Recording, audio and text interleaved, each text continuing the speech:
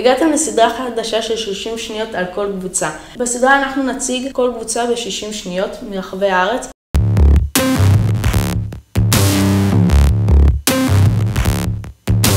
קבוצת רדמאסק 17182. קבוצה מפתח תקווה, המונה 15 תלמידים מכיתות ו', ח', ט', מבית ספר יצחק שמיר.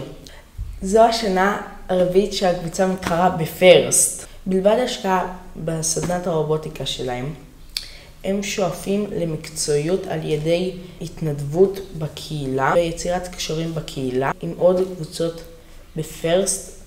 הם מובילים פרויקטים חברתיים כגון הדרכה בבתי הספר היסודיים על תחרויות בפרסט, וכאילו מה זה פרסט, והתנדבות במקום שנקרא בית המתנות של יאיר, ומחירה של דברים בבית הספר שלהם בשביל גיוס כספים, והם אפילו מתנדבים בתחרויות.